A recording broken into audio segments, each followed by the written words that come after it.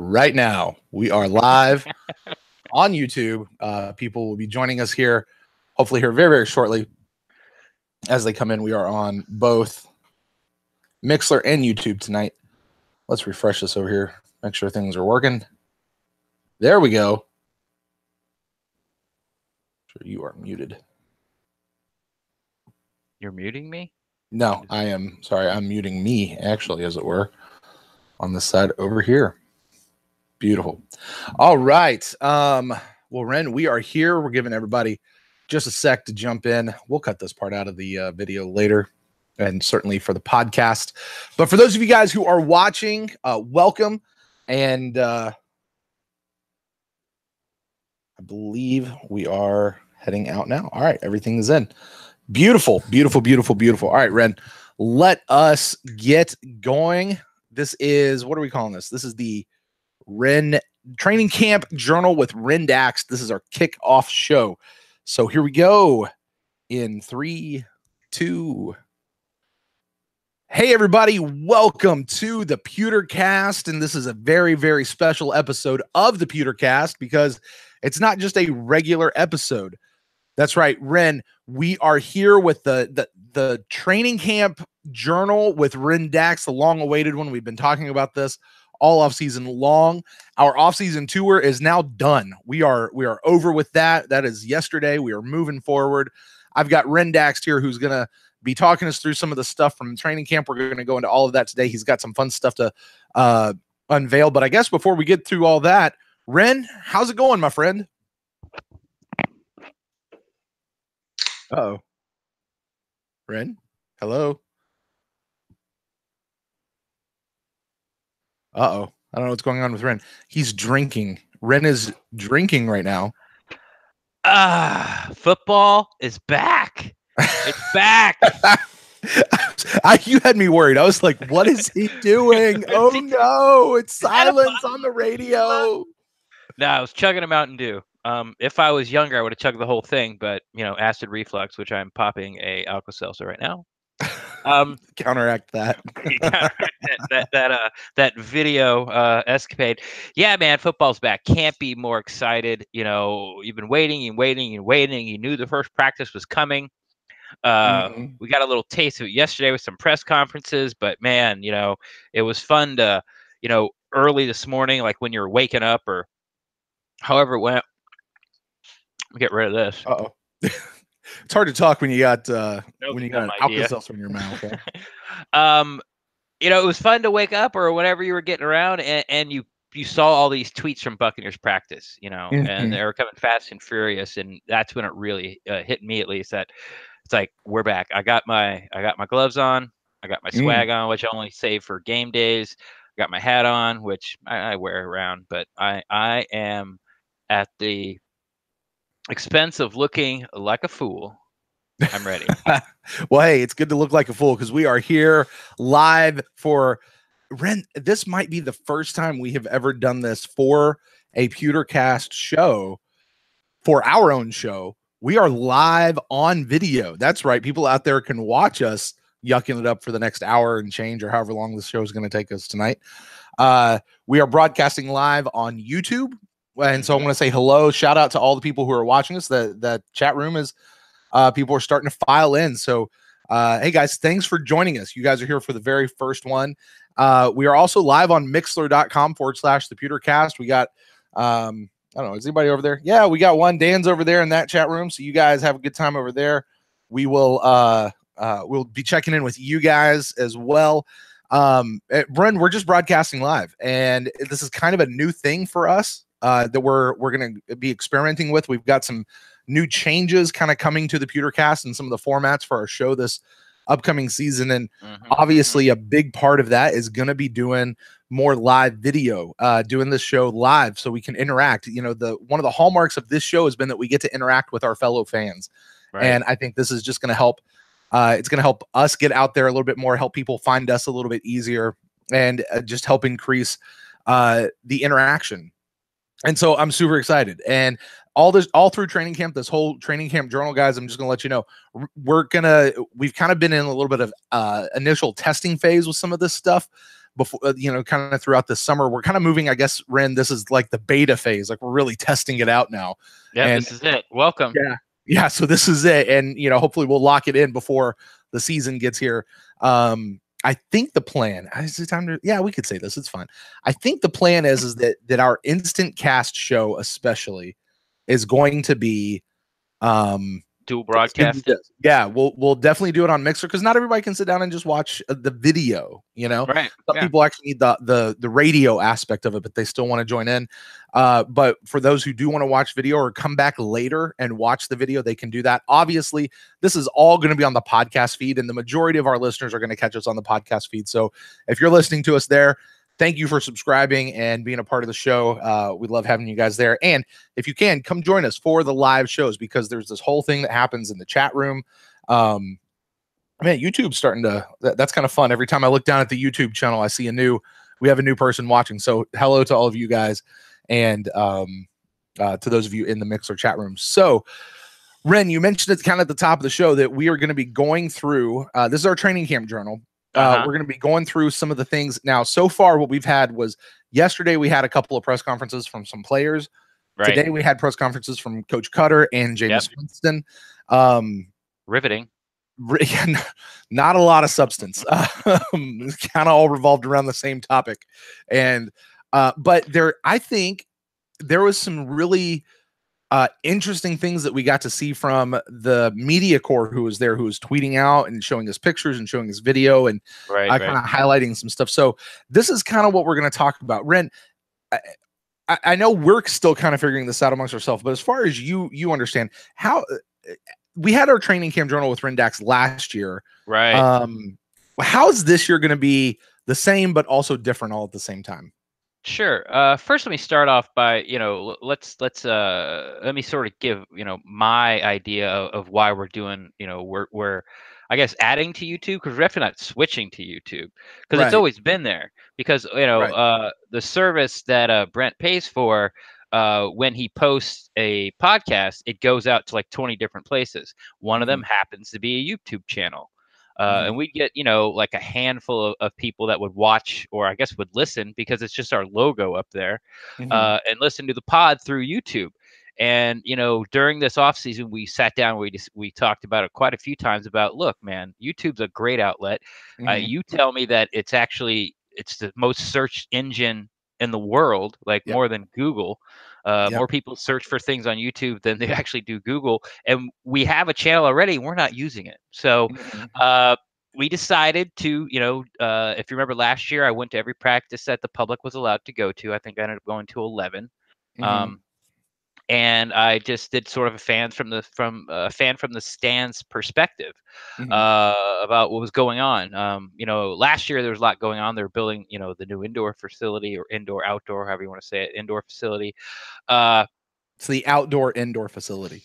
There you go. It's outside that you can go inside. So how is it?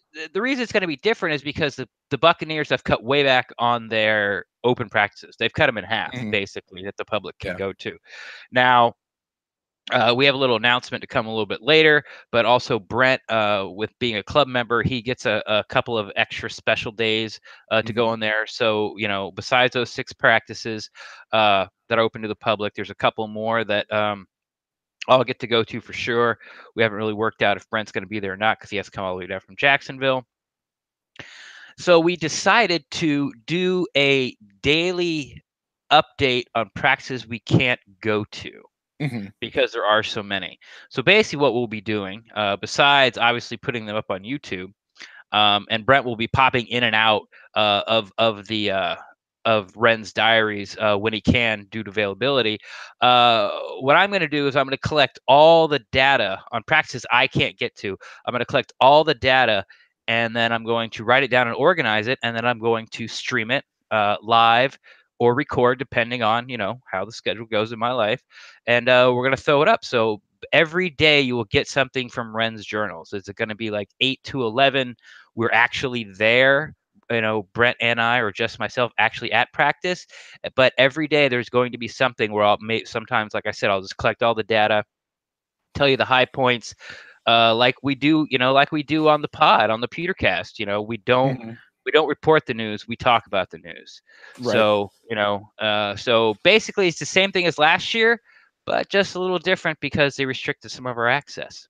Right. Now, with that, certainly there will be days, as you mentioned, that we'll be able to be there live. You more so than me, though. I'm going to be coming down for as many as I can get away for. These practices are early in the morning, so in order for me to make it, I actually have to come the night before. I'll be there 4 in the morning, or leave at 4 in the morning, as someone did last year and regretted it. And who knows how this particular training camp month is going to go. Now, that said, Ren, I think it's time. I think we can make a little bit of an announcement now as we're talking about that. Which one are we doing? What do you think? The couple of extra days that we'll be able to go? Let's do it. Go for it. So, yours. Yeah. So you guys out there, and guys, really, this is for you guys. This is for the fans. This is for all of you guys who like to keep coming back and catching kind of the analysis. As Ren said, we don't report the news, we comment on the news. So, it's we're not going to take what Greg Allman says and treat it like we're breaking some news. That's not it. We'll take what Greg Allman says and say, hey, he said that. Here's what that could mean, or here's what we think about that, or, oh, hey, remember when we'll make all those connections. However, there are 2 special days. We have been developing this relationship with the organization for a little bit now, Ren. And you more than me. Be honest. Don't be humble. Do what? You more than me. Don't be humble. I've certainly been on the leading edge of that, and yes. In doing so, they have actually granted us, and this was I don't want to say it was a surprise, but it definitely is a privilege, and I'm very, very grateful to the guys who made this happen. But they have actually granted us a couple of days of actual full credentialed media access. What? So I know. Now we just got to translate it to the rest of the season. Yeah. But we're going to take these 2 days and run with it as much as we can. Baby steps. Yeah. So, we'll go there. We'll be joining our good buddy Derek from What the Buck. I hear that there's another, maybe 1 or 2 others who might have a media access day here or there. So, we'll see. Because I got to tell you, Ren, that Bucks fan-generated media has exploded. It has. And I don't think that there is another team in the league where it has exploded like it has in Tampa Bay, in spite of what happened last year. I mean, absolutely in spite of what happened. And people are excited. And you look at all the reports and all the predictions from all the talking heads, and nobody's really given Tampa Bay a chance. And, we'll see as we go through. We know what we have here in Tampa, or at least we think we know. We're going to find out here over the next 4 weeks, and then we'll really find out once the season gets started. So, so we're super excited. We're going to have a couple days where we'll be able to be there. Maybe we'll actually get to break some news that is exclusive to the Pewter cast. That'd be kind of fun. But guys, this is really more about, about us trying to just broaden what we're able to do for you guys and bring that out to you guys. So you guys will and love us more, I guess. Brent gave me the, sort of the rundown. Cause like I said, Brent was point man on this for sure. And he talked to Alan, who's been sort of has been our contact through the Buccaneers. And, we're allowed to, as full credit for Meadles, obviously ask questions, don't hijack the press conference. But Alan said, so after practice, when the players are on the field and walking to the building, like they're fair game. Like we can go talk to anybody. Now they don't have to talk to us, right? But we can go talk to anybody. So I would like to go ahead and throw out there as well. Just let you guys know the dates are Tuesday and Wednesday. This coming up Tuesday and Wednesday, so July 31st and August 1st. We would like to take some suggestions. Are there people out there that you want us to talk to? And if you have a question for them, we'll go out there and see if we can get to it. For questions for, obviously, Dirk Cutter will talk to us that day. I don't know what players. Usually it's Dirk Cutter and maybe a player or 2 that comes up to the podium. For those guys, I think we're going to really want to come up with our own questions. But if there's somebody, say, like a Justin Watson, like he's definitely not coming up to the podium. Right. Or Sean Wilson. or like an Ali Marpet, maybe, anybody you can think of that's not going to be up the podium that you want us to try to talk to and get a question answered for you. If we like it, we're going to go for it. So yeah, we'll leave it at our discretion if we use it or not. yes, and at their discretion if we can actually make it happen. But yeah, guys, we'd love to hear from you guys. We are fans. This is a show that is by the fans for the fans. And so if you guys as fans out there got some questions or something specific you want to ask a specific player, here's how you can do that. You can shoot us an email to thepewtercast@gmail.com and just say, I don't care what you say. I'll see it. Just shoot us the email.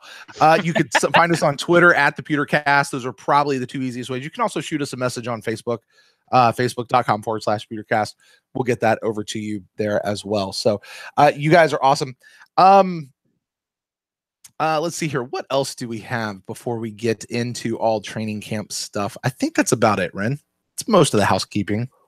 Yeah, it is most of the housekeeping. I just want to sort of put a button on it for me. Like when I started following the Bucks as closely as I do now, which was only really about 3 years ago. I've been a lifelong fan, but I know, pretty much the 90-man roster. I think I got like 51 out of the 53 players that were going to make the 53-man roster last year, and I got like 7 of the 11 practice squad guys. So obviously I'm in it deep. That's not to be braggadocious, but one of my goals is when I started finding myself getting in this too deep was to be able to get press credentials. Like that was sort of the ultimate goal for me, was be able to be at One Buck every day and to be able to ask questions, to be able to be involved and be able to be as close as to my team as I possibly can. And a mere short 3 years later, one more step and it's come true. And I really I'm very excited to be there. Like, I'm sure there's people out here that are watching this or listening to this that are like, man, that would be so great just to be, just for one day. And I feel you, I feel you because, I'm overjoyed about, be able to get this opportunity, to have access and ask the questions that I want and and the fans want answered. We're not writing a story. We don't have to write a column. We're not trying to make blurps up for a website, like, short little articles. Like, these are things that we just want to know. There's no alternative motive behind it besides just, hey, answer my question. And like I said, I'm super excited. Yeah, so a couple of things, Ren, just so you know, over in our Mixler chat room, Bucks Princess Nikki is over there, and she says that we should go talk to Cam Brate because he was really cool in her dream last night. Yeah, that's a no. I've got a story I could tell him, but I'm not going to because that's just creepy. And then our buddy Chris over at the YouTube chat room thinks that you should go in and you should ask him what's up with the crappy carpet. Yeah, but they don't go in there. They don't know about that. I'm sure it's other places in the building. Chris is making fun of me because when Brent and I got to do a tour, which was sort of another bucket list, but then we got to sit down inside One Buck Place and actually do a podcast. There was a story, and we were in the media room, the podium room, where if you fans, like just yesterday when we're recording now, where Ali, Donovan, and Mike Evans, not Donovan, Levante David, Ali Marpet, and Mike Evans did their interviews. We were in that room. Yeah. And she talked about the carpet, and it's supposed to be cool because it has sort of the Buccaneers flag logo on it, but it's very much movie theater carpet. It's very much airport carpet. It's ugly because it has to be, because when it gets dirty, you can't see it. It's very busy. So Chris is giving me crap about that. So yeah, thanks, because Chris. what happened was when the lady said, "Do you guys notice anything about the carpet?" Ren, and trying to, I think he was, I don't know, Ren, were you trying to be quiet when you said this? Not really, but I wasn't. Yeah, it's terrible. Yeah, it was just a knee jerk reaction. It was just, it was just like, yeah, I noticed the carpet. It's god awful. Is that what you're talking about? Yeah, tour guide. Exactly. If you guys want to hear more of that story and much more, we had a lot of fun stories to come out of that particular day. I think it's one show back on our podcast feed. I think it was the last one that we released. I forget what the title of it is, but it's there. It's not too far back in the podcast. It was kind of one of those we recorded earlier in the year and sort of saved it for this long, dark night of football that we have finally gotten through, Ren. All right. It's over. Yeah. All right. So with that, Ren, let's go ahead and transition into talking about training camp. The Buccaneers have all shown up. The rookies all showed up. The veterans all showed up. Nobody's holding out when we didn't expect anybody to, but for the record, nobody's holding out. Some people had some pretty cool entrances. Yesterday, we just got a couple of press conferences. Today, we actually had practice. Why don't we start with, you want to just kind of go chronological order? Let's start with yesterday's press conferences.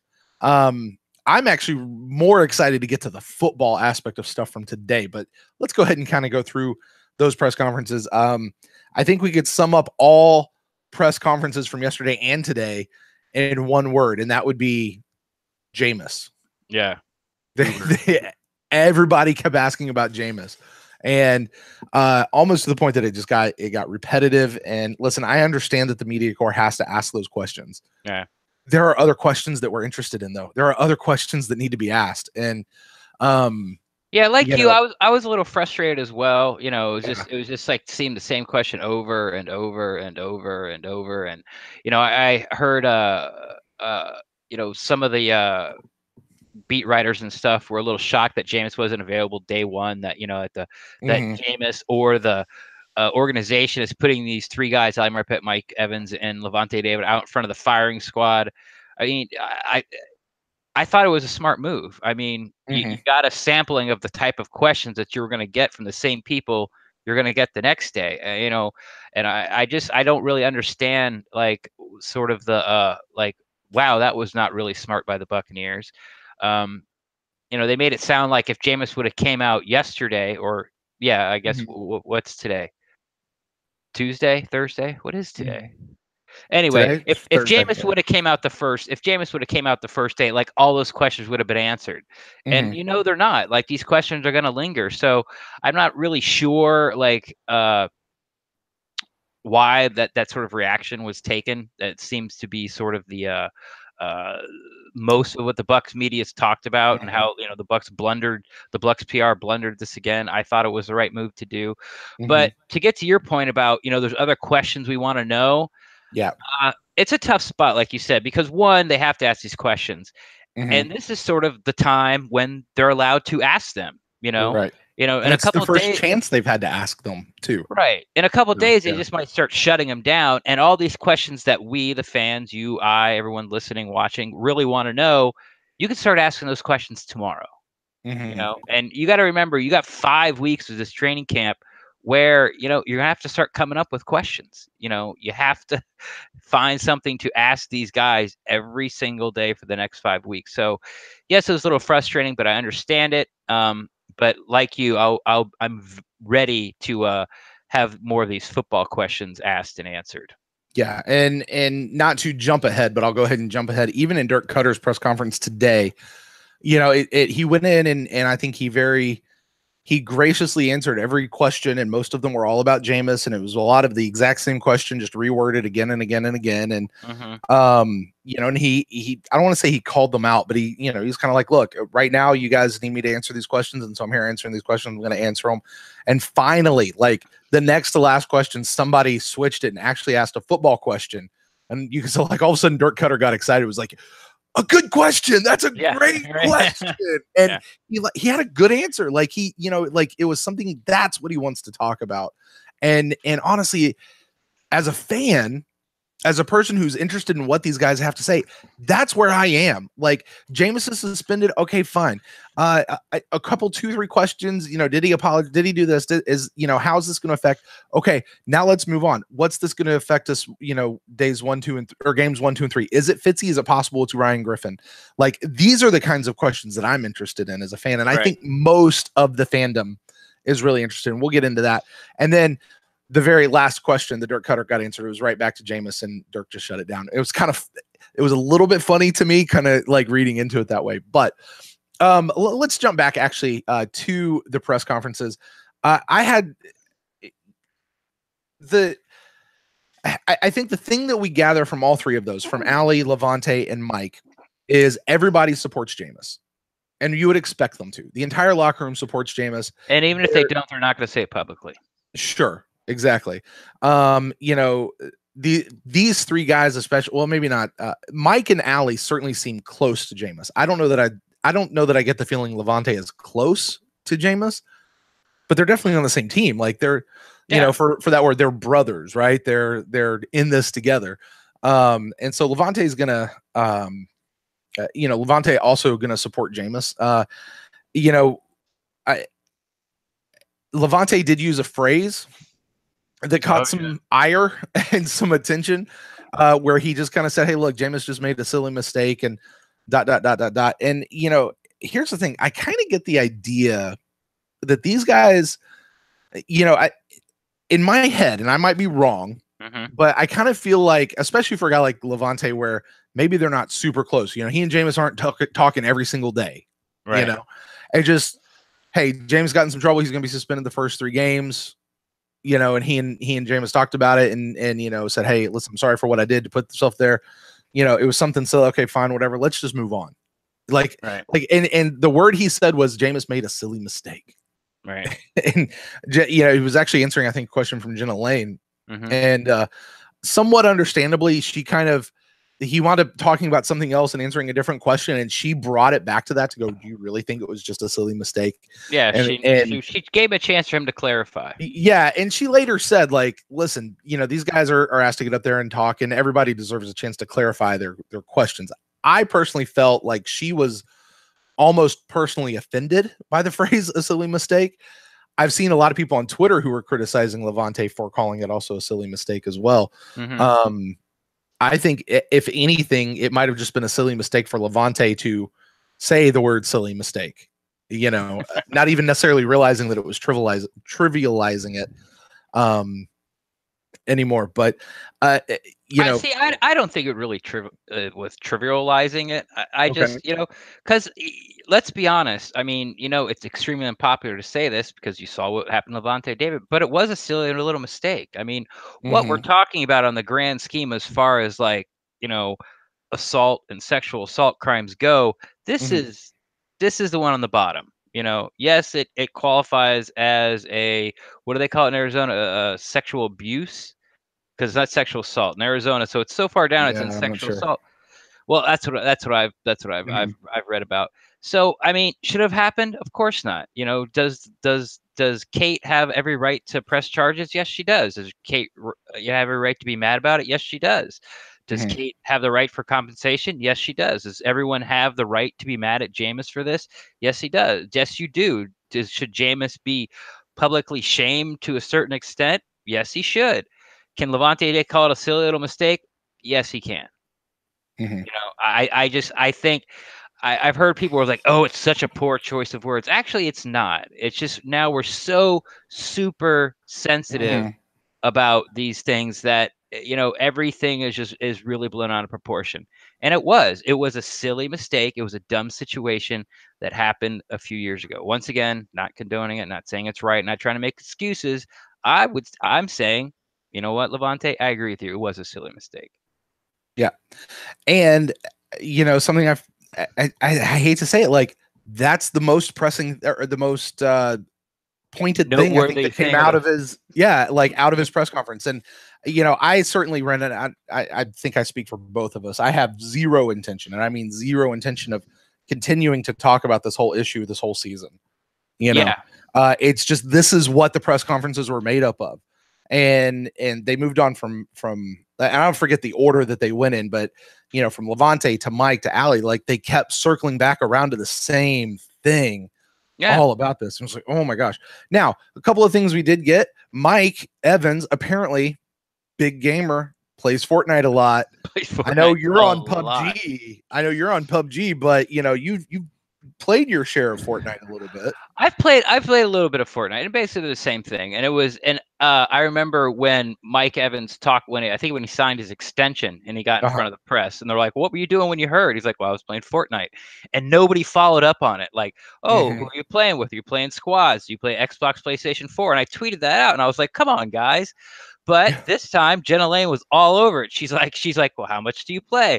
And there was a nice little non-Jameis section of the interview where Mike talked about Fortnite. They're basically the same game. I think Fortnite is for adults that still think still feel Nickelodeon is their favorite TV channel. Those people like Fortnite. And for adults that actually like games where it takes some skill and you're actually hunting people, that's for PUBG. It's like Fortnite's for little kids, PUBG's for the real players. But apparently, yeah, Mike Evans, he said that's all he did during the off season, or I guess the break between minicamp and now. He said play a lot of Fortnite and he worked out. I guess he had that's what he did whenever his wife and children weren't around. Yeah, you notice how he whenever slid he had that downtown. Yeah, you notice how he when my family's there, I'm with my family, but when it's just me, I'm playing Fortnite. He almost had to stop short of my wife doesn't let me play. He always had to stop short before that. Right. And actually it was Levante came after Mike because they tried following up with Levante and he was like, yeah, I don't play games really much. I don't know. And I get that. He's like, no, I'm old. I'm too old for that now. I have no idea. So Mike plays Fortnite. Another thing that I thought was real funny out of the Mike Evans press conference, it was right towards the end. It was one of the media guys and I couldn't recognize this voice. By the way, I didn't recognize it either. By the way, yeah, there's a lot of new media people around the Buccaneers right now. It seems like it'll tail off. It's brand new. Yeah, I hope so. Yeah, I hope so. I really do. Because because I kind of feel like I've gotten to know most of the guys in the Bucs media room. I can tell their voice when you hear them asking questions in the press conferences and stuff. I'm comfortable with that group of people. It's I know those guys, I just stay with those guys. But and I think Greg Allman actually even tweeted out a picture of this. I think he called it a scrum of cameras and media people around Dirk Cutter and Jameis, and I was like, wow, it just seems like it's exploded with what they have going on there. Anyway, it was a voice we didn't recognize. We're talking to Mike Evans, and I forget what the context of the entire question was, but basically he said, I know that you think you probably think that you're one of the elite wide receivers in the league, and that, and he carried on with his question, and Mike's like, oh, I am one of the elite receivers. But the press guy was still talking over top of him. And so Mike just kind of waited for him to stop. And he was like, first of all, I am one of the elite receivers in this league. I are that. He said. And then he's he tried to stop that guy mid-sentence. He's like, okay, before you continue, sir, I am an elite receiver. Continue. But he just kept talking. So he made sure. Are you done? You're done? Okay, back to what I was saying. I am an elite receiver. Yeah, I thought that was funny. And I thought it was funny how he didn't know Jameis wasn't going up on the mural, and he was just really more worried if he was up there. Right. Yeah, he's like, am I up there? I don't care. Am I up there? I'm up there. Am I up there? I got that. I kind of got that feeling in listening to Mike's press conference. Yeah, you remember who was it? Marshawn Lynch out in Seattle. He'd go into these press conferences and he'd he'd sit there, set his timer, and just stare at them while they asked him all sorts of questions. And then once his timer went off, he got up and walked away. Because he just wasn't going to answer questions. You kind of get the feeling Mike is almost stopping, a couple steps short of that, because he's like, hey, look, they told me I got to come in here and answer these questions for you, so I'm in here to answer these questions. Yeah, but I'm not gonna, he's not gonna give them anything juicy. He's not. He's not going to be mean to him. He's not going to be mad at him. None of that kind of stuff. He's just, he just doesn't care. Yeah, he just doesn't care. He does not care if he doesn't care about being on a presser. He doesn't care about them asking him questions. He doesn't care. Right. He likes his family, football, and Fortnite. And that's right. It. And they were asking him do you get mad if you don't get it? How are you going to feel about not getting enough touches and not this and not that? And he's like, man, I want it all. I want more touches. I want more scores. I want more touchdowns. I want to win more games. I want the ball more. He's like, but look, I've had, I don't care if I get one touch, no touch, nothing. As long as we come out at the end of the game and we win, I'm good. And you know what? Yeah. I love that. And I mean, Dirk Cutter kind of said that same thing last year, right? When he was asked a similar question about the wide receivers, look, as long as we're winning, everybody's good. It's when you stop winning that everything kind of gets a little weird. But, I just love that out of Mike Evans. Look. Yeah. And my follow-up question would have been, well, how many wins? Like how many losses in a row before, like if the Buccaneers lose 3 games in a row and you get 1 catch each, like now are you upset? Like Mhm. or how many wins does it take for you to only get 1 catch a game for the whole entire season? How many wins is it going to take for you to be happy? Mhm. Because It, there's always a breaking point. I mean, right. everyone says that. Well, as long as we win, okay. Well, guess what? You went 5-11. So Right. I mean, it's you didn't win. You Mhm. got the ball, but you didn't win. So how many wins is it? Like how Mhm. many wins? How many losses does it take? But It's an interesting question. So, there's a breaking um, point for everybody on yeah, that canned answer. yeah, yeah. Let's see here. What else? Levante in his press conference talked about Kendall Beckwith. Said that Kendall is coming along nicely and he's real hungry to get back out on the field. I know, and we'll get to this. Darius Taylor, aka Glanton, Mm-hmm. was kind of basically filling in for his spot, right? Which that's the way the depth chart works. The number Yeah. one guy, which is Beckwith, is out. So you go to this next man up, right? And that's that's Taylor. So I like Yeah. hearing about that. Apparently, Beckwith is walking around with no limp, and he looks good. He's just not practicing. Yeah, I think the trainers they're just still trying to clear him. Like there's whatever protocol he's in, they're just trying to clear him and they'll get him there. So that's good. Allie, I liked hearing Allie. He's become a lot more comfortable, I think, in front of a microphone. Yeah. You Yeah. know, like Yeah. remember a couple years ago, him and Donovan did the this little radio show thing. Nobody really ever listened to. It wasn't very good at all. No, whatever. Except Those everybody ever, and it was God's gift to Buccaneer radio. Yeah, it was, and needs to come back. And like you could almost picture if Donovan hadn't done that show, there was no way Allie was going to do it. Yeah. You know what I mean? Like Hmm. it to begin with anyway. And certainly over the course of that time, Allie got a lot more comfortable being there and talking to those guys. But I just I feel like Allie, I feel like he's just a lot more comfortable around that kind of stuff. I think he did a great job answering all the questions they asked. I don't even remember. I watched it. I didn't watch it earlier today. I watched it yesterday, but um, It was great all job. Did James. you? It was all Jameis stuff. It was yeah, yeah. A It's couple of questions about the new shakeup of the offensive line, and that's right. Yeah, yeah. it was just well, I'm happy about being next to Donovan. I'm happy about being next to Ryan. Blah blah blah blah blah Hmm. blah blah. But yeah, Yeah, like you said, Allie's getting a lot more comfortable. He is the union rep for the Buccaneers yeah. for the NFL Players Union, Hmm. and when you watch him talk now, obviously I shouldn't say obviously, but he's very well spoken. Anytime one of the coaches or Jason Light talks about Allie, they always say how he's smart. It's like one of the first things that comes out of their mouth. But you could tell, at least in my opinion, why Allie went first in this, in these pressers, because he was going to get the blunt of the Jameis questions, and it gave a little chance for Mike to see what kind of questions were coming, Levante, what kind of questions were coming, and but Allie is much more careful in the words that he chooses when he speaks. Like he'll stop and think to just think of the right word to use uh, instead of say something like silly little thing. Hmm. Hmm. I want to jump back real quick. We have a question in our chat room over in YouTube where they said that Darius Taylor looked good at the strong side linebacker as the backup. Does that make Beckwith now feel like a wasted pick, given that Taylor was looking so good in that spot, and we had Taylor before we got Beckwith? Well, that's a good question, and my answer is no. Why? Because they both got hurt last year. When Beckwith Hmm. went out, Adelius Taylor's been a backup. You've heard me talk about him, Brent, for 2 years Hmm. now. Hmm. We know Scott Reynolds is high on him. All I've been saying for 2 years is when he's on the field, all he does is make plays. Hmm. So I've always been wanting to get his shot. But Beckwith is just sort of a bigger version, and that's what you Hmm. need at the Sam linebacker. But you know, if that's the way you thought, you should have been saying that last year.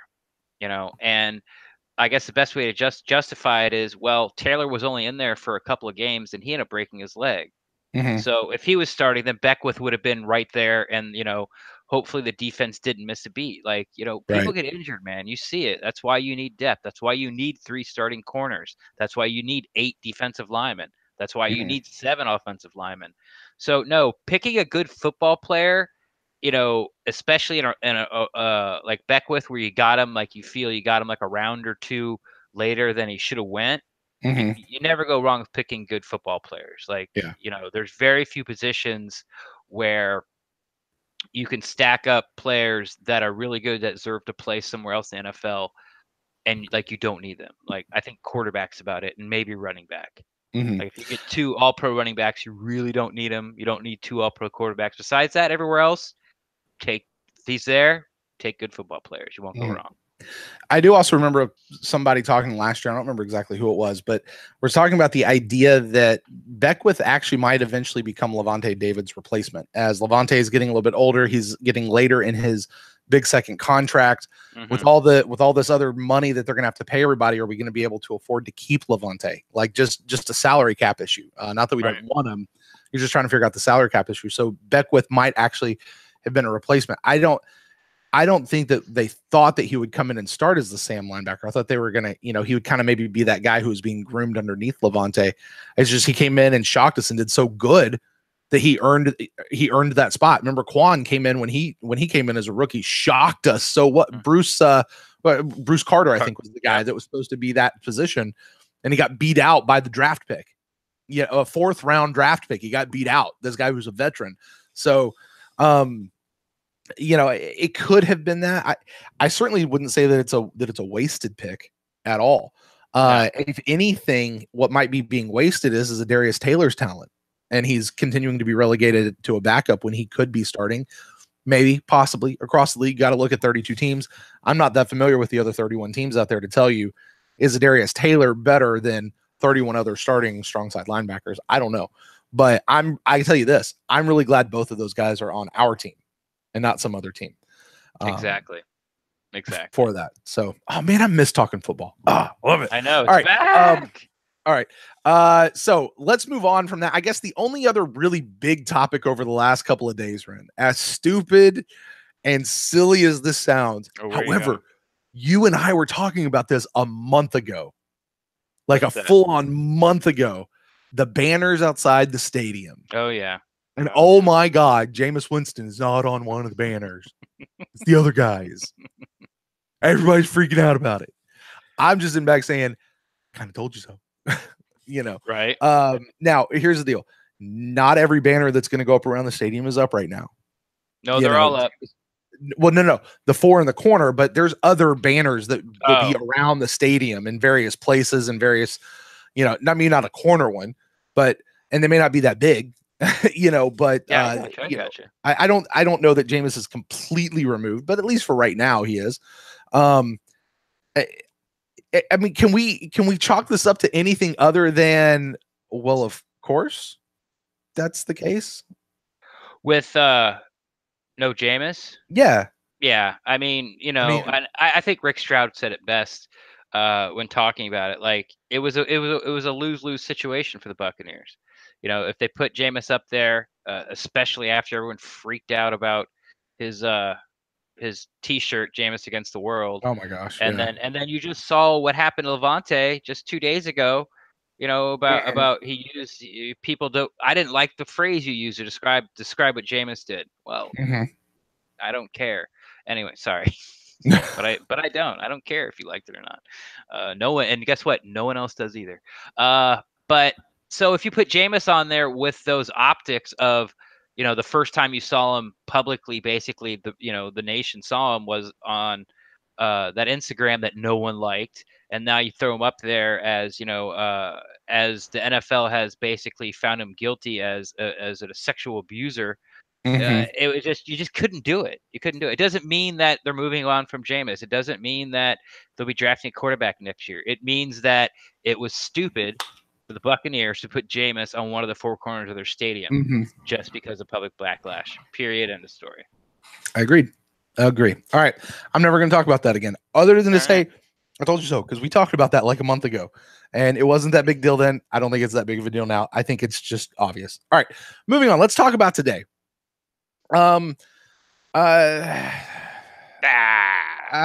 Okay. Can we just, I mean, is there anything specific you want to talk about from the Dirk Cutter or Jameis Winston press conferences? Because it was all stuff about the suspension, and I don't care to rehash that anymore. I know, I'm done. Anything that came out from Dirk and Jameis today? I'll be perfectly honest with you. I haven't even watched a Jameis Winston interview presser because I read so much about Twitter. There's been 2 podcasts that have been come out already since after practice before we went. I've listened to both of those, and it's already feel like it's been rehashed to death. These 2 days of these Jameis questions, and once again, I get it. I'm not mad about it. I don't. This is our podcast, and we don't care to talk about it. Like, great. We're not going to change it. Yeah, it's done. Like, you feel the way you're going to feel, and you're welcome to that opinion. And let's play football. If you want to talk more about it, email us thepewtercast@gmail.com. Oh, don't. And I will probably not read it. Actually, I'll probably read it. I might even respond to you, but I'm not going to read it on air. Anyway, I will listen to your comments. You can do that. But okay. So Ren, let's talk about football. Let's talk about things we saw. Things now. I personally have Greg Allman's tweets coming to my phone, just so that I can get those constant updates. I feel like he probably is the most prolific tweeter out there from the media corps.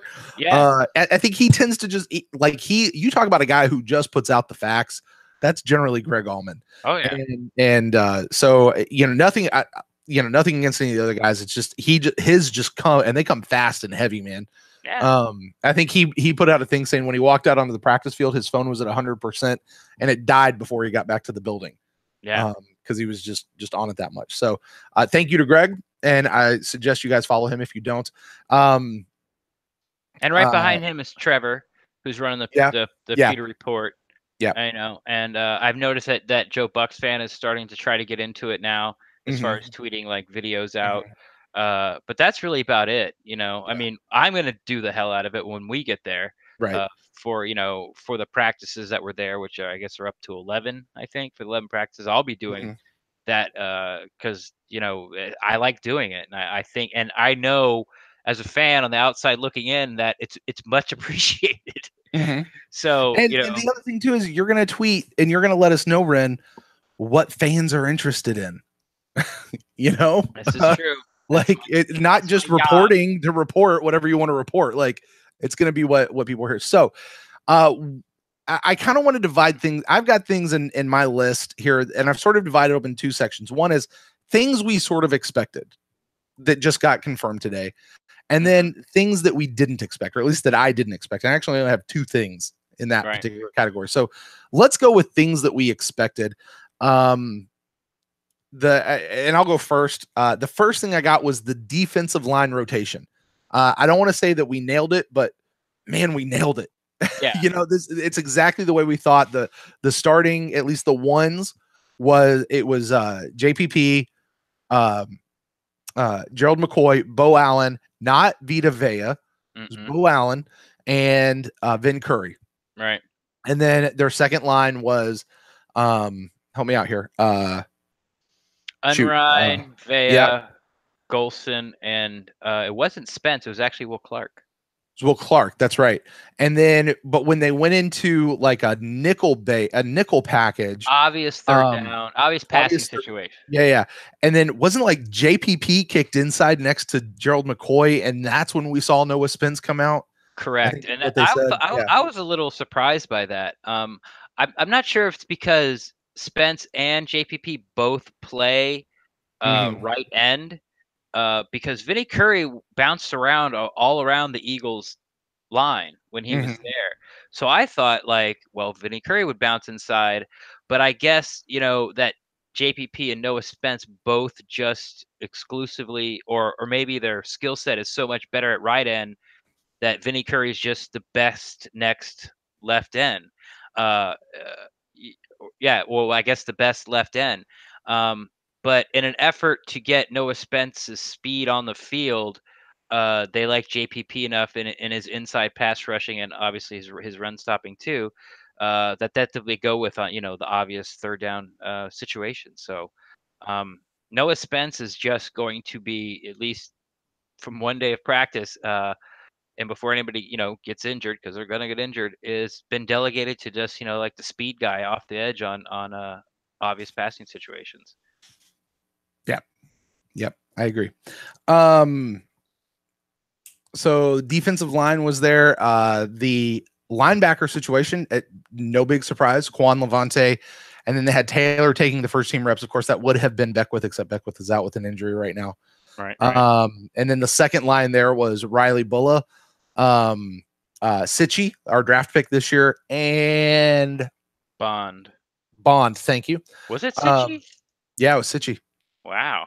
Yep. That boat's good for him. It does. To go back to the defensive line spot. So we named 9 guys, right? Yeah. Right there. Yeah. So when you start looking at guys like Stevie T, we know that they just released Channing Ward, who was a defensive line guy. They released him to an injury. A couple of Patrick O'Connor, I think, is another defensive line guy. Or is he often? I think he's defensive line. He's defensive. Some of these guys, we're probably really looking at practice squad guys, because I think that's going to be barring injury. I think that's our 9 is JPP, Jordan McCoy, Bo Allen, Vin Curry, Mitch Unrein, Vita Vea, Noah Spence, Will Clark.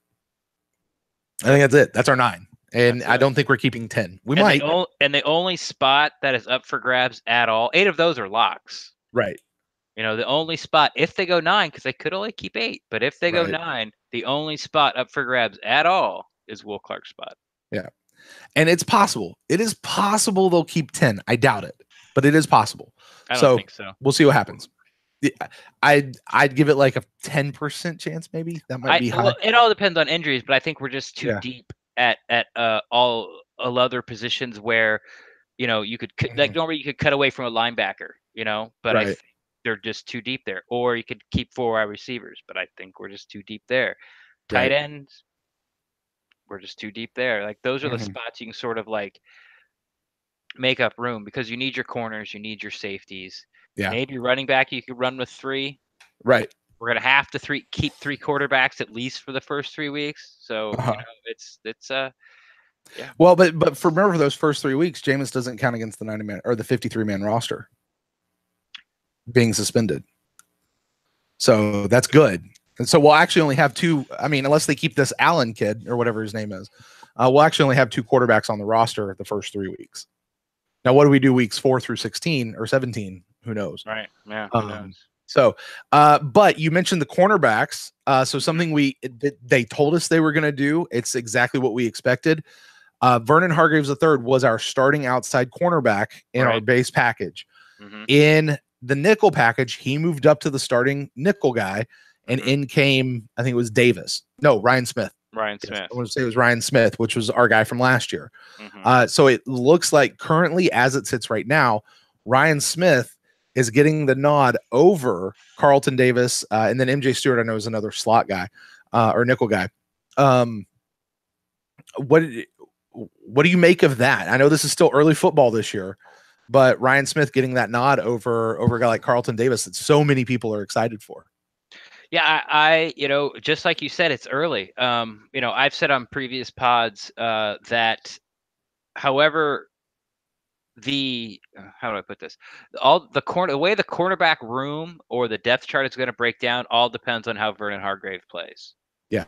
If he plays great, then he'll stay at outside left. He's going to have every chance to win that starting position.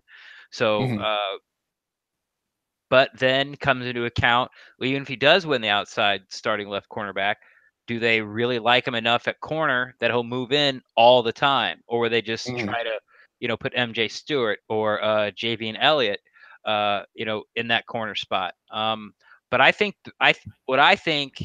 what they're trying to do and what they're going to do, unless Vernon screws it up, is he's going to start outside left, and then when they go to 3 wide, he's going to bump into corner, and the battle is going to be between Justin Smith and Carlton Davis, and that's going to be the battle. Ryan Smith and Carlton Davis. Ryan Smith and Carl. Like, that's going to be the spot, because if Vernon does go inside, that left outside cornerback that goes to Smith or Davis, they're going to play probably average around between 65 and 70% of the snaps anyway. Yeah, exactly. It's like having a starter. Like, they'll play more than probably 60% of the defensive line. They They will. All right. Hey, Ren, I want to do something now that we're actually talking about football and we kind of got all the other crap out of the way. Yeah. I want to open up our phone line. It's because we have the setup here. It's already in. So if anybody wants to call in, you got some thoughts on today, or you want to comment on what we're talking about, you guys can do that. I want to open that up. The number is 864-729-BUCKS. That's 864-729-BUCKS. We didn't tell anybody that we were going to be doing that. So I don't, if you guys call in, great. If not, that's okay too. We'll keep talking. We definitely have our list of stuff. But for anyone who is watching us on the YouTube or in the Mixler chat room live, that is an option. I'll drop the number here in the chat room for you guys as well, in case you want to. If you don't want to, that's really okay. We'll keep talking about that. All right. Backing up even more, also expected starting safeties were Conti and Evans. This was shock. just no shock. Had Tandy. And Tandy. Yeah, Keith Tandy. And what was that other kid's name? Shoot. Whitehead? Yeah, were this taking the second team reps. Didn't actually see the Igwe Bokuge. Igwe Buike. Yeah, Igwe Buke. Thank you. Did not actually see his name, so I'm not sure where he was. I probably just missed it. He's a third teamer, I'm sure, right now. I don't think there's going to be a lot of movement in the quote unquote depth chart. Like, don't call it a depth chart to Dirk Cutter, but it is. It's a depth chart. Let's face it. Sure. I don't think there's going to be any movement till probably maybe you'll see a little after the first preseason game, but if things move at all, second, third preseason game is when you're going to start seeing like maybe somebody like Igwe Buike come in and start stealing some second team reps, things like that. So that kind of wraps up our defensive side, things that we expected to see. I didn't have anything on the defensive side I didn't expect. Was there anything that surprised you from things you saw or heard about defense today? I think the JPP moving inside on the obvious third down passing situation is a little surprising because, I mean, not that I'm not shocked by it, but what we saw in minicamp was Will Golston moving inside and JPP. Oh, there's a name we didn't talk about. Will Golston. We talked about him as that he's on the second, he's on the second team line. Cool. Yeah, we talked about him. But Will Golston was inside with McCoy, and they kept Curry and Pierre-Paul on the outside. So I don't know if somebody wasn't feeling well that day, or somebody wasn't feeling well today, or they're just. Oh my God! Somebody is calling. You are on the air with Brent and Ren for the Training Camp Journal with Ren Daxt Kickoff Show. Who are we talking to here tonight? How's it going? Chris from Alaska. Chris, holy cow! What's up, buddy? The PUBG master. This kid's never been killed in PUBG, man. Never been killed. How many times have you played PUBG, Chris from Alaska? It was my first time last night, and I ended up getting one kill, but I didn't get killed, so. Hey, it still counts, right? Yeah. I carried him the whole way. I carried him the whole way. Good job of showing me the ropes last night, so. There you go. That's cool. Well, Chris, man, I know you being up in Alaska, man, time zones being what they are, you often you never get to check in with us like for the instant cast and different things like that. So this is kind of a first chance you've had to call in. Man, what's on your mind tonight? I have lots of things on my mind, but I think you guys beat the Jameis Winston stuff already, so I'm going to cross that off my list. Thank you. Thank you very much. You're a very kind man. One of the questions I kind of was just thinking about the other day in regards to Ali Marpet, right now the plan is to have him on the left side of the line, but if the right side of the line seems to be a little bit weaker, would they consider moving him back to right guard to kind of balance that out? Or would they still just keep Beninock over there? I'll go ahead and take this. I think the only way that Ali gets moved to right guard this season is injury. I think they see the Jensen, Ali, Donovan left side of the line as a long-term plan. I fully expect for Donovan and Ali to be signed. And anytime you can set half of your line for years to come, I think it's a good thing. I like Beninock as I think he's a pro caliber right guard in run blocking. I still think he struggles a little bit in the passing game. I heard Scott Smith say this on the Pewter Nation podcast. But now that he's not out at tackle, he's sort of in that phone booth in between. He's very much more limited space he has to protect. I think his pass protection will go up. That was something that Ali said in his press conference that we didn't talk about. He was asked about Caleb Benenocht, and he said that he's improved greatly since he first got here. So yeah, unless there's some kind of devastating injury and they're just playing, musical chairs on that offensive line, I don't expect Ali to move ever again. Yeah, and I'll bounce off of that. A lot of times we want to think that, oh, he plays guard, so you can just take one and switch it to the other side. When you switch a person from the left side of the line to the right side of the line, or vice versa, everything changes.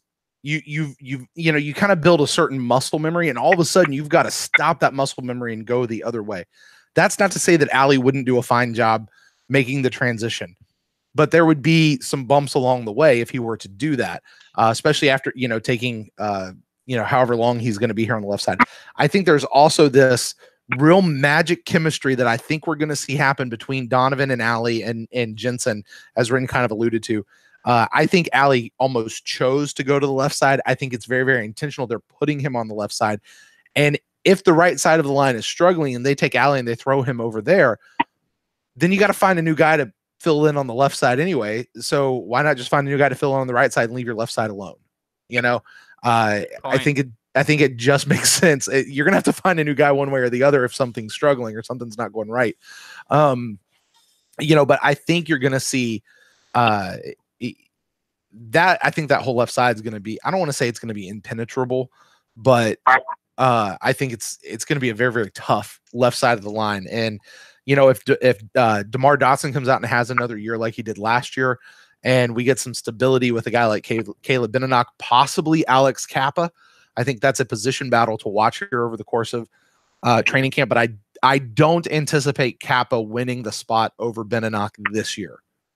It might happen in future years. I just don't think it's going to happen this year. I personally feel like Alex Kappa is more when DeMar Dotson finally retires, and some things shift, that's where we'll see Alex Kappa really slip in. But that's my thoughts on what's going to happen with the O-line. Yeah, and I agree with you about Kappa. I was a big fan of Kappa. I advocated for him to be in Tampa. Yeah, you did. I talked about him all the time. And, I just don't think it would be a good idea, especially given, he's no Ali Marpet. That's a rare for someone to come in from that small of a school and come in and play the way he did right away. And I just think for Kappa's, unless he just goes and balls out and beats Benenocht right out, he should, go in there slowly and not be thrown into the fire too quick. Well, I'll give you a little bit just real quick. I'll give you a little bit of heads up. Like when Brent and I get our press credentials for those 2 days, that is going to be my question to Dirk Cutter. And I'm going to have to listen to all the press conferences up till then. But it's going to be some type of question, of Benenocht Kappa type of is the job truly up for grabs, or is Benenocht's job to lose? I have some ways I'm going to word it, and I'm still working on it. But so look, heads up for that, because that's coming. But I agree with Brent. Like, I think that the future as it stands right now with our offensive line, because DeMar Dotson, had a great year, longest tenured Buck, love him to death.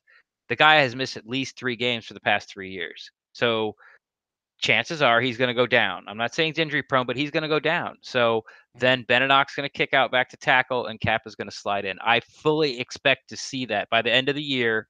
It'll be like Donovan Smith, Ali, Jensen, Kappa, Benenocht. And I'll tell you, the best thing that's going to happen to this offensive line this year is, even if that happens, Ren, we don't have a rotating position. Not yet.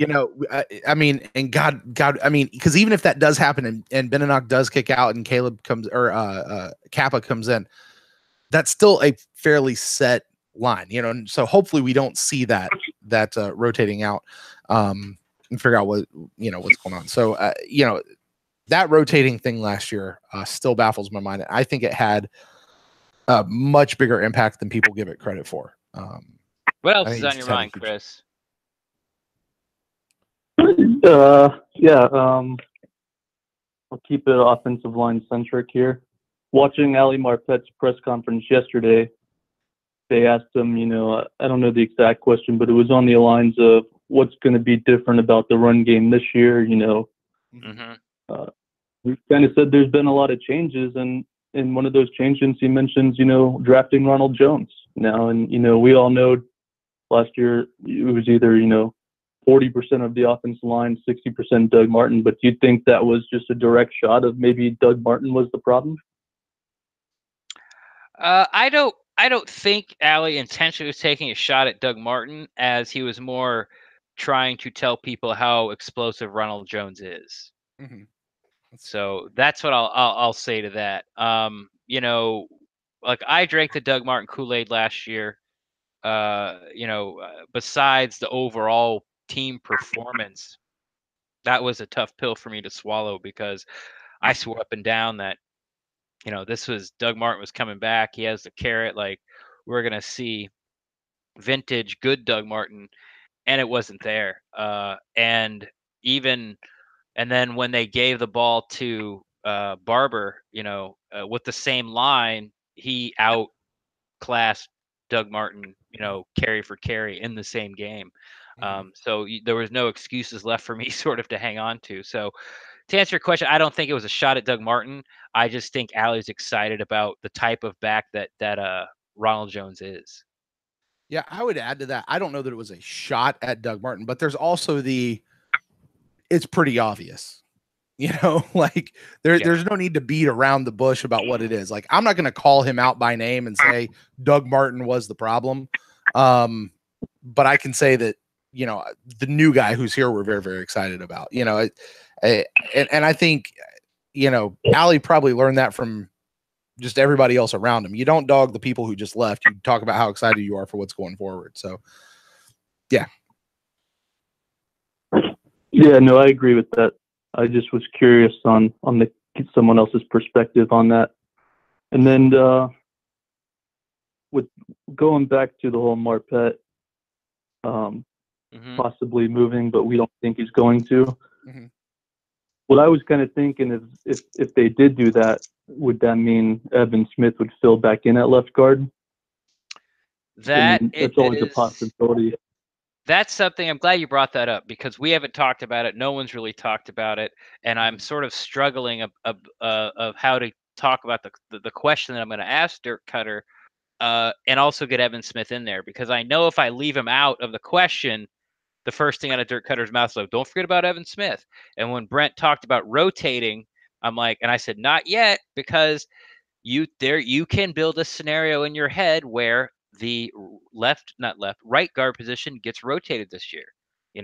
Beninock doesn't take a hold of it, and they do the same thing they do with Brent, Smith. hush your mouth, man. Don't I'm even just speak saying that that into existence. I don't think it's going to happen, but you can make a logical steps to where that's going to happen. Kappa's at Division II. He was Division III. Yeah, he's a mauler, but we'll see how he pass blocks. Like, we all like him for the future. And Beninock's an unknown quantity. The reason Alex Smith is there, because they know exactly what they have when they got him. And obviously he was good enough to start half the plays, not even half the games. He was good enough to start half the plays. It doesn't say a lot, because the offensive line wasn't awesome, but don't Evan Smith. It scares me. Like, I like him. I love his car.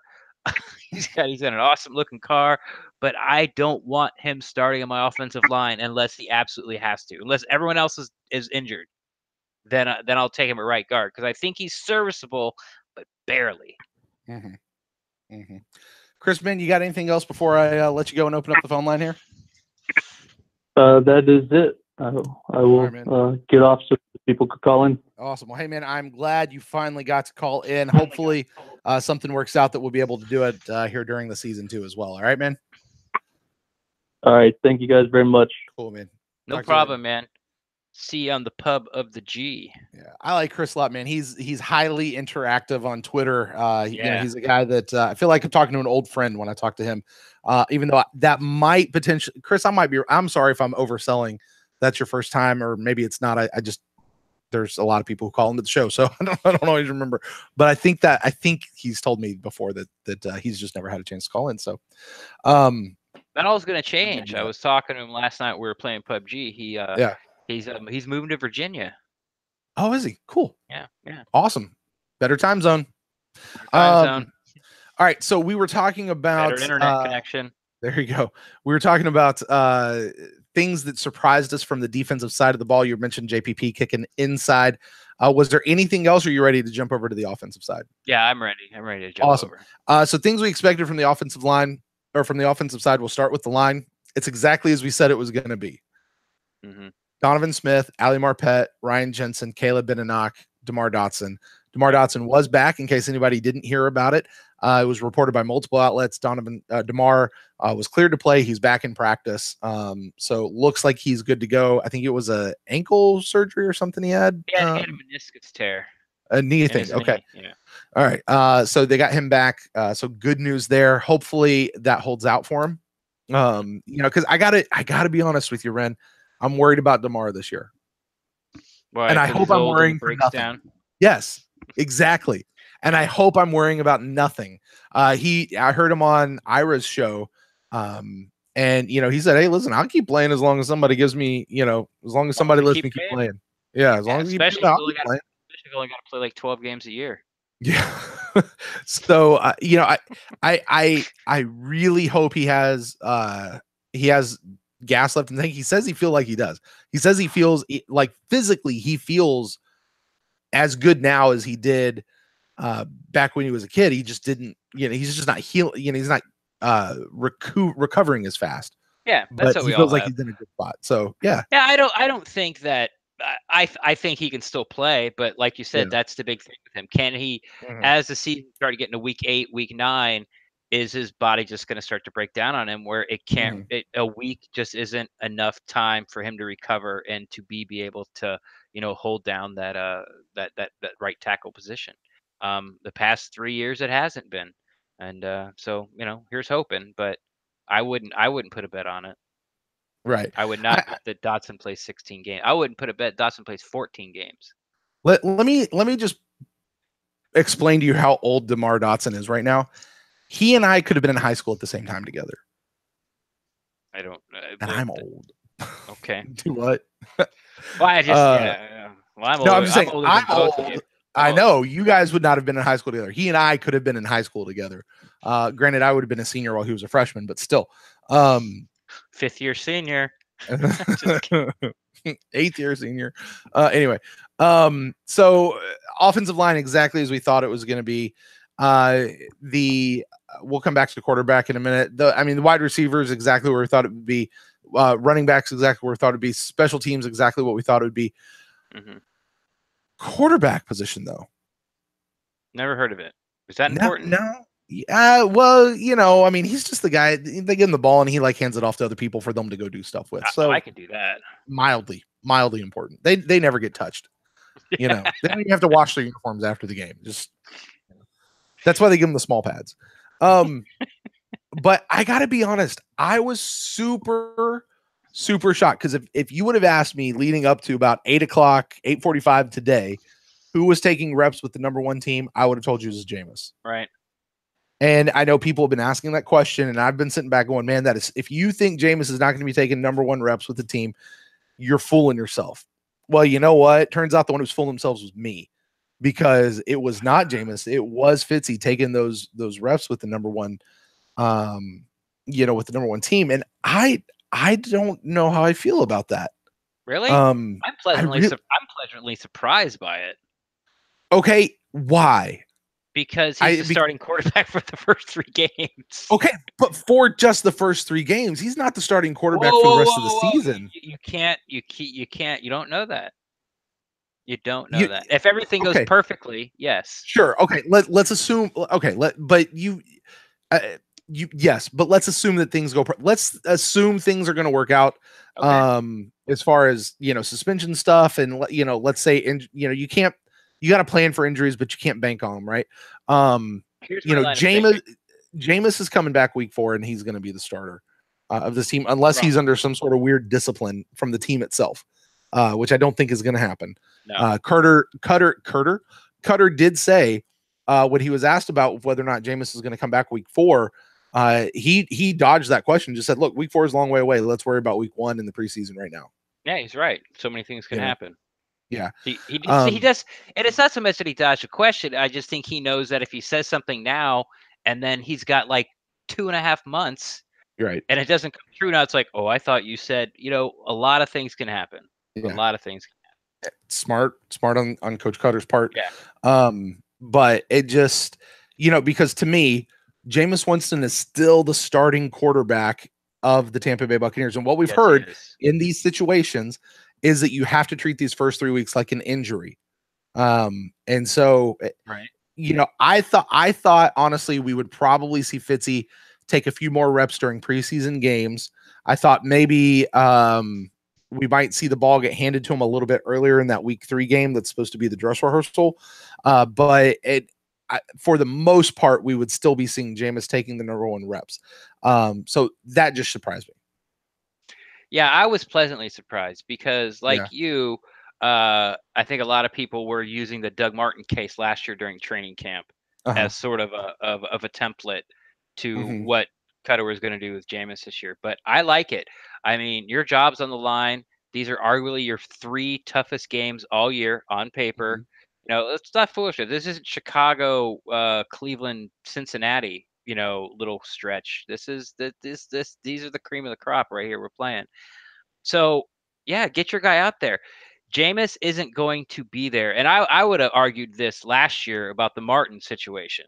But, I didn't think Doug Martin should be taking the number 1 reps either. I mean, you're not going to be there first 3 games. But, he's your guy for the first 3 weeks, and you got to give him the best chance to win. Jameis isn't going to be there. So, if he's just like you say, treat him like an injury. If he's injured, it means he's not there. I can't worry about it. Like it's not. There's nothing you can do about it. Fitzy's your starter. Let's go. Let's give him the best chance to win the games. And let me ask you this: were you surprised at all, as Allie, Mike Evans, and Devontae? Well, I was trying to think of other people. I think Cam Brate might have had an interview at some point with somebody somewhere where they talked about it. But I mean, the guys seem pretty up on Ryan Fitzpatrick. Like they seem pretty comfortable with him. And by the way, I know our friend Trevor over at Pewter Report, he had a cover 3 where he's saying, hey, listen, don't discount Ryan Griffin from potentially taking this job.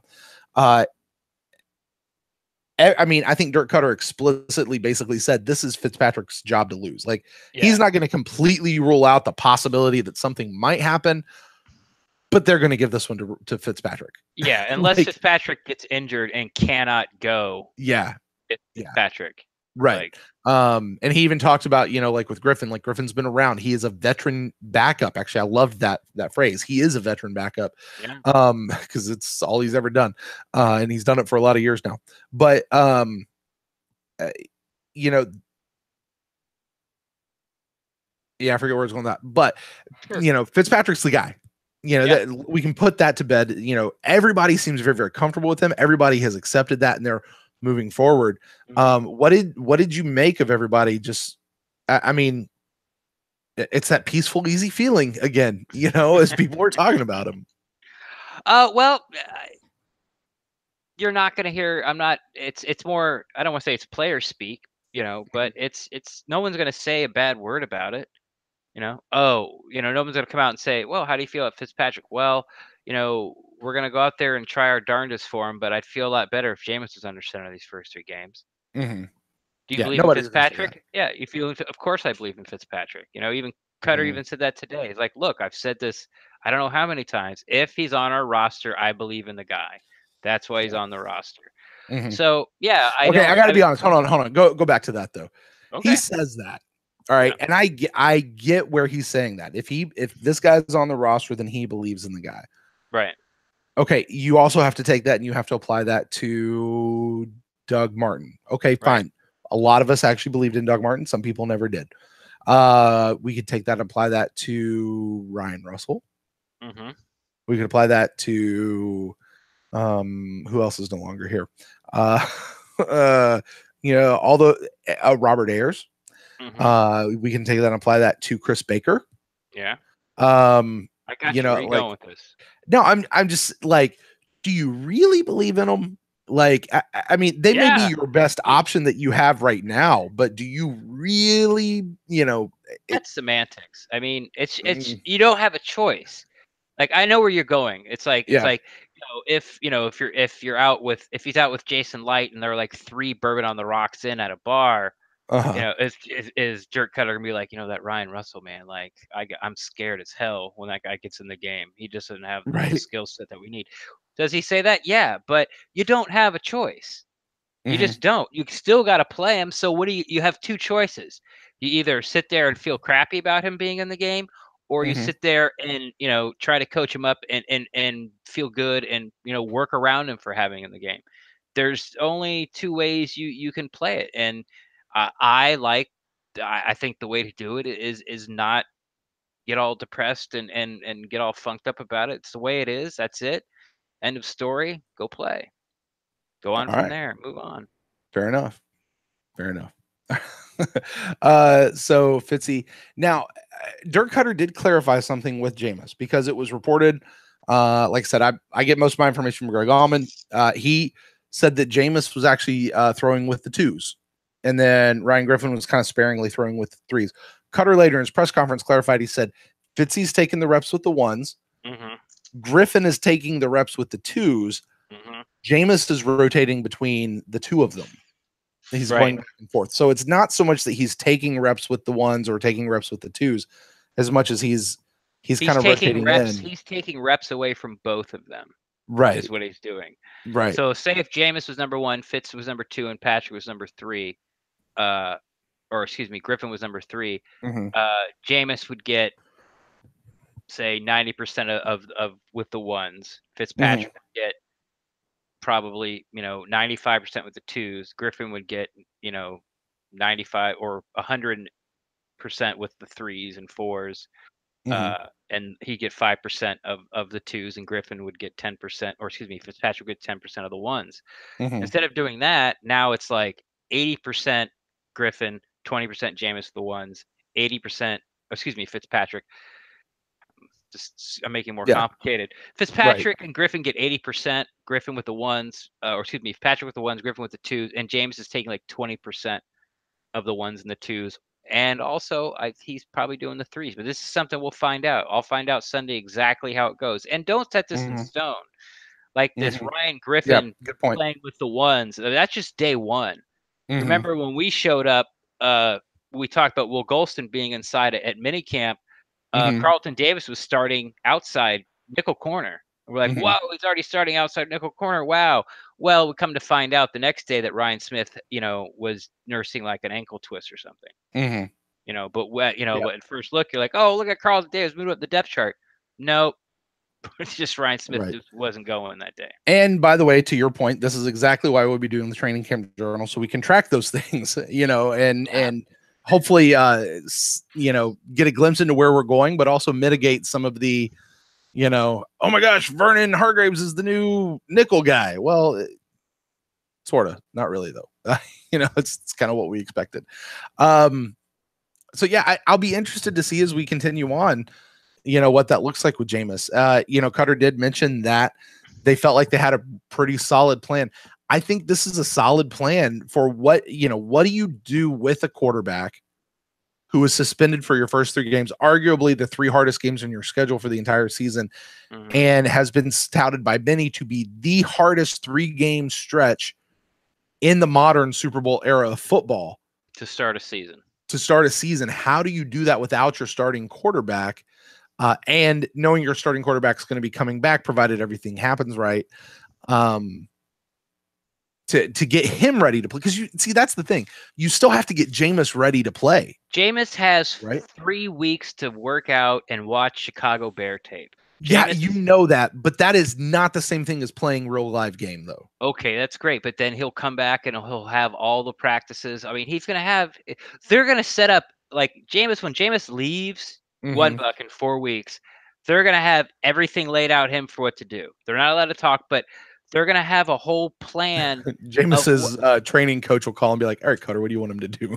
No, you can't do that. You can't. I mean, they might, but I doubt it. But he's going to have a whole, like, almost, this is what you do this day. Every single day he's gone, the Buccaneers are going to hand him a folder and go, this, and they're going to go over it with him before he leaves too. You know, they can't check in with him, and Jameis is going to do it. He's going to come back more prepared for that Chicago game than he ever would have been if he started those first 3 games. All right. Sorry, Chicago Bears. We're going to be on the Chicago Bear review come that week.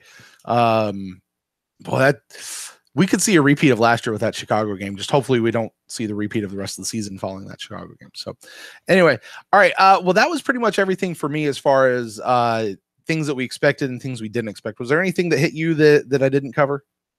No, you know, Barber started, Rojo was behind him. I kind of would have liked to know what sort of the rotation was after that with the Rodgers and Wilson. We didn't really hear about that. Sort of the wide receiver rotation. How many times is like Godwin on the field in front of Hump? How many times is Sean Jackson in the slot? But although there was a pretty cool video, Fitzpatrick nailing Godwin. Yeah, I think it was the first pass of the day. Right, it was Godwin, and then Evans had a good one that we saw video of. Actually, one of the backup guys, Freddie Martino, caught a pretty deep ball running down the field. Yeah, to end practice, last play of the game. To end practice. Let's talk about a bad thing in practice, and of course, it's got to come from Jameis. The first interception of training camp, and it went to Gerald McCoy. Yeah, I didn't have that one down on my pool bet? No. Yeah. I think it was just a batted ball. It got tipped up and it came down in Gerald's hands. But still those were all things that we saw today. So that's all I really got from training camp today, man. Kicking off our training camp diary. I wish we had something that was more fan in the stands, but there were no fans in the stands. There were none allowed today. So obsolete. Yeah. All right, man. Well, we're kind of rounding out the show here. I know that you had this Bucks metric thing that we're going to use this season. Do you want to go ahead and roll that out, or do you want to save that? No, I want to roll it out. I told everyone I was going to roll it out. I want to roll it out. I can't believe you waited so long. Oh, well. You're trying to bury my genius. I am not. I just, because I know our friend Tom Metrics, he seems a little interested in hearing about this and seeing what this is. Maybe we'll just send him this clip. But Ren, the floor is yours, man. I don't even know what this is. You haven't even shared with me what this is. So I'm excited to hear, what is this Bucks Metrics, this thing I think you said you're going to be using it this season? Yeah, I'll be using it this season. And basically it's just a way that I've come up to fairly grade playmakers. You hear it all the time when sort of the pundits and the beat and the podcast, like, we need playmakers. You got to make a play when the game's on the line. You got to step up and make a play. So I've come up with a system, a point grading system, to grade the players, and I plan on getting the all 22 this year. So I'll be able to go over each game and do what I have to do, and sort of score it all out. So by my scoring system, you'll be able to tell who the playmakers are on both offense and defense. Now, I will say this is sort of it's a better for the defense. It's going to be more fun, I guess, for the defense. But so here we go, and I'll give you a little example. I'll go over this, and you'll sort of understand exactly how this goes. Okay, for defense, now you get a single point as a defensive player if you get a tackle for a loss, if you get a tackle on the ball carrier, but it's 2 yards or less, unless they get a first down. Okay. You also get a point for batting a pass. You get 1 point for a forced fumble. You get 1 point for a QB pressure that causes an incompletion. You get 1 point for a pass breakup. You get 1 point if you tackle someone short of the first down on third down. Doesn't matter where as long as you don't, if you tackle before you get to the third to make the first down, you get a point for that. You also get a point for any penalty. So holding penalties against Gerald McCoy, he gets a point for that. Offensive pass interference against Brent Grimes, you get a point for that. 2 points for a sack. You get 2 points for a fumble recovery, 2 points for an interception, you get 2 points if a penalty is called for you, so it's just a holding penalty, and it takes the opponent out of field goal range. Mm-hmm. And you get 2 points if you cause a turnover. Now, if any of those things I talked about happen on third down, you get an extra point. Okay, because that means more. Situational awareness. I like it. Situational awareness. Okay. You get 3 points if like your forced fumble or batted ball results in a touchdown for the defense. You get 6 points, obviously, if you run it in, if you score for the defense. You get 3 points for a safety because not only are you getting points to the defense, you're also getting the ball right back. So I think it should be more than 2. And 4 points for any action that ends the game. Sort of like the Chargers game a couple years ago. Chargers are driving down the field. If they score a touchdown, they're gonna win the game. Keith Tandy comes up with a game-ending interception. That I think that's worth 4 points because the game's over. And then you get minus 3 points for an obvious TD thrown against you, but it has to be obvious, like almost like one-on-one coverage. Okay. So something like this. So say that say Gerald McCoy sacks the quarterback and forces a fumble, and Levante David recovers it and runs it in for a touchdown. Okay. So Gerald McCoy would get 2 points for the sack. He would get 1 point for a forced fumble, and he would get 3 points because his forced fumble caused a TD. Levante David would get 2 points for a fumble recovery and 6 points for the TD. So basically, what it is, I know it. If you can't really see it, it sounds like a lot. Oh, excuse me. But if you make a tackle and the ball carrier gets 3 yards, I don't care. That's not clutch, But you don't get penalized for receptions. Like you just make a tackle, a defensive back, the receiver catches the ball, you make the tackle, you get no points for that. Like tackles don't count. Where you make the tackles count. Sort of like, either short of the first down marker on third down, or tackles for loss, or a running back that gets less than 2 yards or less. Okay. So this is cool. I promise you, I'm not going to remember that point system, and you've got it written down. So I'm sure you probably don't have it memorized either. Maybe you do. No. How are we going to use this this season? Like, what can fans expect to hear from? Because obviously, this will probably be something we bring out in our analysis show each week following the games. What can fans expect from this? Well, basically, who your playmakers are. We there's especially on the defensive side of the ball. How Chris Conte gets a lot of hate. Gerald McCoy gets a lot of hate. So with this point system, you'll be able to tell exactly who on the defense is actually making the plays that I have graded that are the plays that actually change the course of the game. Tackling a running back like 9 yards down the field on 3rd and 4, it shows up in the stat sheet. Like at the end of the game, it counts as a tackle, but you don't get any points for that because you didn't stop him on 3rd down and you didn't stop him. You let him get 9 yards. So you shouldn't. So with my scoring system, you don't get rewarded for that. Fair enough. So I think we'll do a segment. I think we'll do a segment as maybe like, I don't know what we won't call them playmaker, like the playmaker segment, and we'll just sort of run down the list of how the points are scored. Cool. Offense, it's a lot simpler. One, I'm not doing quarterbacks because there's only one quarterback. There's really no one going to compare him against. Okay. So like whatever yards he throws, like all those stats, they already get counted. So I'm not even counting quarterbacks. It's just running backs, receivers, and tight ends. Actually, it would be unfair to grade the offensive line. So what I'm doing is, if you get a carry over 5, okay, this is what gets you 1 point. You carry the ball over 5 yards, get a 5-yard or more carry. You get a first down, or if you get a reception between 15 and 29 yards. You get 2 points for a carry between 16 to 14 yards, receptions 30 to 79 yards, 3 points for a carry of 15 plus, a reception of 80 plus, or if a catch or a carry converts a 4th down. You get 3 points for that. Okay.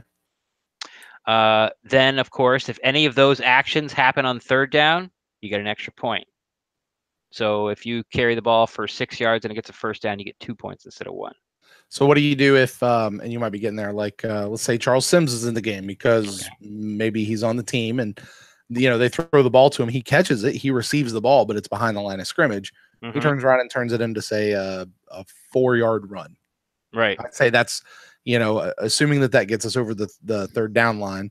So it's a 1st the line down? of scrimmage. Well, that'd be, Charles Sims, right? He comes in on 3rd down. It's a passing situation. Did he get a 1st down?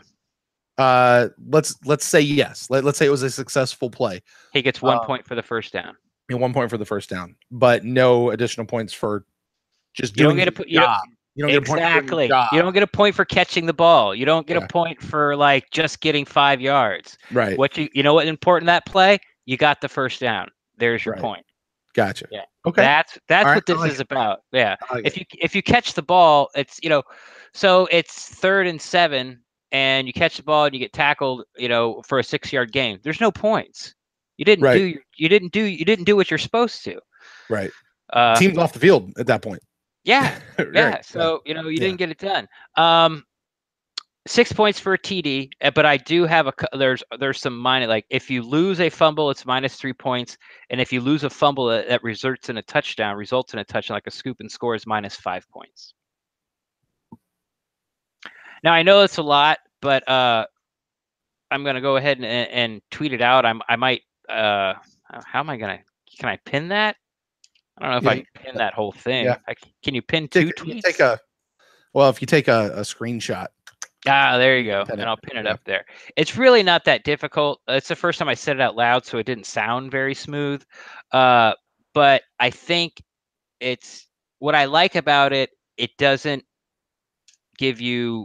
score for mediocrity or just doing your job. What the scoring system is for plays that change the game, make a play, like I said in the beginning. And this is going to keep track of the people that make the play. And so, for an example, say it's like, say the Bucs are down on their end and it's like 3rd and 2, and they hand the ball to Peyton Barber, and he gets 3 yards for a 1st down, right? Mm-hmm. And then later, like 5, 6, 7 plays later, the Bucs go in for the TD. Well, all that fans, including myself, would probably remember would either be the TD run, or maybe it was a pass from Fitz or Jameis to Mike Evans or somebody, and that's what you remember, and that's the people that get rewarded. But if Peyton Barber didn't pick up that 1st down on 3rd and 2 8 plays ago, that touchdown doesn't happen. And so those are sort of those hidden plays that I'm going to keep track of, so that I think that the people that actually do make the plays that keep drive alive, or do make the plays that stops the opponent's drives, should get credit for it. Interesting. I'm excited to see how this plays out this season, because we often will take these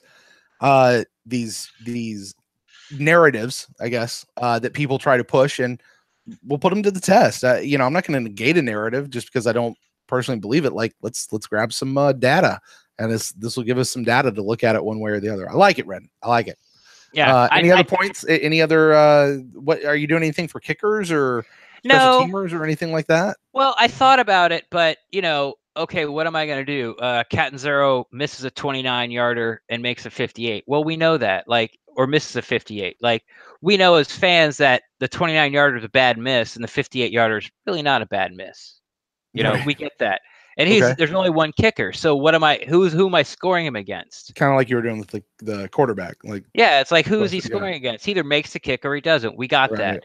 And then with the punters, it's the same thing. It's Brian Unger. I thought about, okay, 1 point for inside the 15, 2 points for inside the 5, a point for downing the ball. You get a point for not if you make him fair catch, you get a point. But once again, he's just stacking points up against nobody. So, and those stats you can find anyway. Sure. So there's no kicking, there's no kickoff, there's no punt. But you said if somebody returns a punt for a touchdown, though, that's a touchdown, which is 6 points in your system. Do you count that then? I am not going to put it in my offensive and defensive numbers. Okay, fair enough. So if Adam Humphries goes if Adam Humphries has one catch for 4 yards and it doesn't result in the first down, and then it returns a punt for 50 yards for a touchdown, yay, great Adam Humphries. Hopefully we win the game. But as far as my point system goes for offensively, he scores 0 points for the game. I like that because I feel like there was a lot of times last year we looked at players, whether they were for our team or actually another team we were preparing for, and there's, this guy had 125 yards or 137 yards in the game, yards after catch or whatever. And you'd go back and you'd look at it and say, yeah, but 78 of those yards were from a kickoff return or were from a punt return. So you take those away, and really over 13 carries, it's only about 58 yards, which is only 2 point something and 3 point something. And that's not really that good. It was things like that. Like, you take away that big play that kind of maybe skews your stats and pads your stuff. Right. This is more about how you get the yards and be rewarded for that than just looking at the, you notice I didn't give, you get a point for 100-yard, receiving game or 100-yard rushing game. That's largely, especially receivers, that's largely taken out of your hands. Right. It's how many times you get thrown the ball, or how many times that Barber or / Rojo get the ball. So this is, I think this rewards the players in the right way till we can see who the actual clutch players, the playmake players are, our offense and the defense side of the ball. All right. I like it. All right, Ren. Well, I think we are brushing up against our time for tonight. This will by far, we're about an hour and 45 right now. This will by far be the longest training camp journal. Most of these we're aiming for about 30, 45 minutes ish, somewhere around there. Who knows? I'm going to be joining you, so they might go longer because but I think that's the goal. Kind of get us a recap, that fan in the stands, we'll look and see what's going on. Hopefully we're talking more football and not, off the field stuff. So, with that, Ren, I'll give you a chance for any final thoughts, or you can let the people out there know where they can find you on the internet. No, I think, we rehash this. It's football's back. It really, like I said earlier, hit me this morning when I opened Twitter and I saw those tweets, and it was like, it's back. I'll be there Sunday. Today's Thursday, in 15 minutes, it's going to be Friday, and I'm going to be there Sunday. Right. So I'm pretty geeked about it, but as always, the best way to get hold of me is on Twitter at Ren Daxt, REN_DAXT. And I'm always down to talk Buccaneers football or play PUBG. Yeah, there you go. Hey, can I tell you guys something? Do you know what's at the printers right now, or the press, or whatever it's called right now? The very first PewterCast official T-shirts. Really? Yes. And am I going to get them by Sunday? Maybe not by Sunday, but hopefully we'll have them by next week. And do you know what is written on the back of those T-shirts? At least the first run of them. I do. Yes, you do, because you just said it. You say it every episode, my friend. I'm always down to talk Buccaneers football. So I'm excited for that. Anyway, if you guys want to find me, you can find me personally at Brent Allen Live across all the social medias. Would love to talk with you guys there. You can find the show at the PewterCast on Twitter, facebook.com/the PewterCast, or you can email us to thepewtercast@gmail.com. I want to say thank you to everybody who joined us for the live show. I'm excited to kind of kick off this new format, this new platform. Made it. We're going to use YouTube a lot better. This is going to, we're still jumping in. This is the old Google Hangouts, the way this is what's built into YouTube. I think we've got a beat on some stuff that's going to make this look a lot more fancy. I know our friend Gene from Buck What You Heard, he was actually doing his show at the exact same time we were tonight. I like his setup. I think it looks real pretty. But we'll be doing things to help make this go a lot better. Thanks to Chris from Alaska for getting to call in. This was not really an instant cast show, but we were able to just kind of throw that up there. But for all of you guys who joined us on YouTube, interacted in the chat room, once again, Ren, that chat room's like its own show within a show. Yeah, and man, if you only listen to this on the podcast feed, thank you for subscribing and downloading. You're awesome just the way you are, but you're missing a whole other show. And then I also want to say thanks to everybody who joined us in the Mixler chat room tonight, listening to us live on the radio app, so to speak. You guys are awesome. I love seeing you guys. Some very familiar names popping up in that chat room as well. So you guys are awesome. You guys can look for this show, guys. This will be coming out on the podcast feed. We'll get this edited, posted up hopefully here within the next little bit. And you can come back. You can check out the video on YouTube. It's no longer just the logo and you get to listen to us. You actually can watch Ren and I as we record these episodes. So yeah, we got to get our YouTube subscribers up. Yeah, come on, man. We got to get those up. So it's already going up, which is really cool. I've been watching it. It's up to 5. Yes. No, I will go ahead and tell you guys, we are currently at 62. What? Which is really good. Yeah, because here's the thing. At the end of last season, we were at like 12. Yeah. So, over the course of the offseason, this number has continued to grow. And for considering no football has actually been happening, 50 plus, new subscribers. I dig it. Right. So you guys are awesome. But anyway, that is all old stuff. We're going to sign off here, kind of guys, in the same way that we always do, because this is how we do it. Go Bucks.